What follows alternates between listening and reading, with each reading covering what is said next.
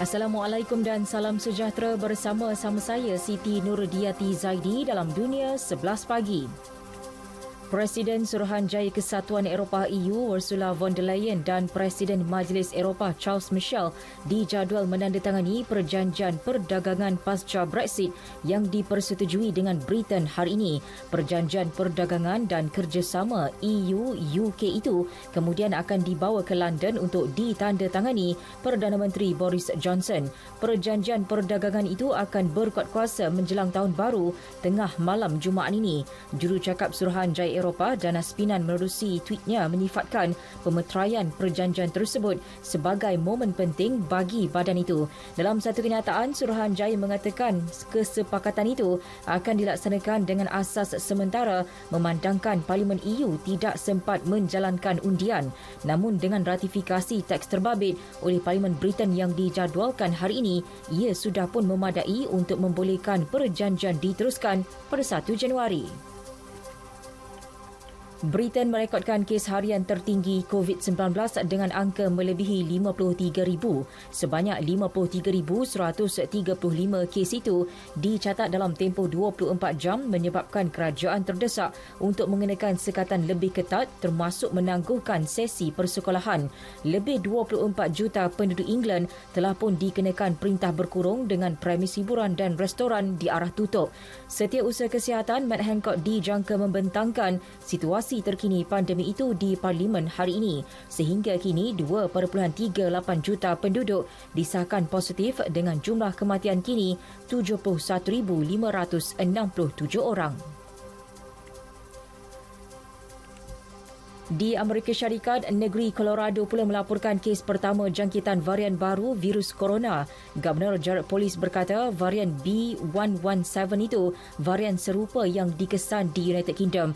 Individu dijangkiti adalah seorang lelaki berusia 20-an di daerah Albert County dan tidak mempunyai sejarah perjalanan ke luar negara. Lebih 3,000 kes varian baru telah dilaporkan di United Kingdom. Menurut Agensi Kesihatan EU, puluhan kes dikesan di Eropah selain beberapa negara di seluruh dunia. Malah di Afrika Selatan sebanyak 300 kes varian baru yang berlainan dikenal pasti. Syarikat American Airlines melancarkan semula penerbangan komersial Boeing 737 MAX buat kali pertama sejak pesawat itu digantung operasi di seluruh dunia 2 tahun lalu. Pesawat 718 itu membawa kira-kira 100 penumpang dari Miami ke New York.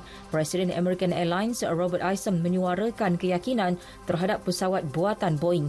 Pihak Boeing bekerjasama dengan pengawal selia untuk menangani masalah teknikal dan meningkatkan latihan juruterbang di MAX membolehkannya kembali beroperasi. Pengoperasian itu bermula dengan penerbangan domestik oleh syarikat penerbangan bajet Brazil GOL awal bulan ini.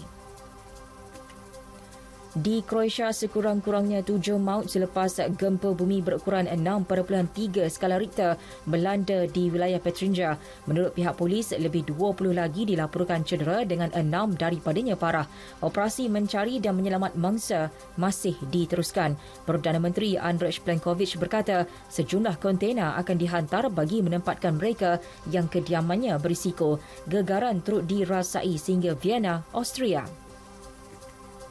Bola sepak Liga Perdana Inggeris, Manchester United dipaksa berhempas pulas di laman sendiri sebelum menang tipis 1-0 ke atas Wolverhampton sebentar tadi. Jaringan pada waktu kecederaan oleh Marcus Rashford memastikan The Red Devils naik ke tangga kedua Liga di belakang Liverpool.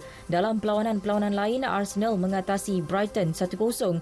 Leeds United membelasah West Bromwich 5-0 di gelanggang lawan. Sheffield United tumpas kepada Burnley 0-1. Manakala Southampton seri tanpa jaringan lawan West Ham.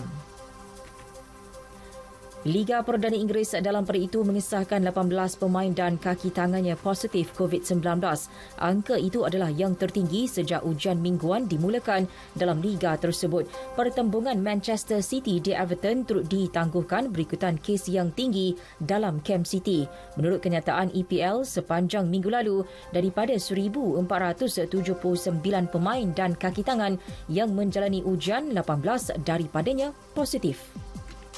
Dalam saingan La Liga Spanyol, Barcelona meneruskan aksi hambar selepas hanya mampu seri 1-1 menentang Eibar di laman sendiri. Eibar lebih dulu di depan hasil jaringan Kiki Garcia minit ke-57 sebelum Barca menyamakan kedudukan menerusi Osman Dembele 10 minit kemudian.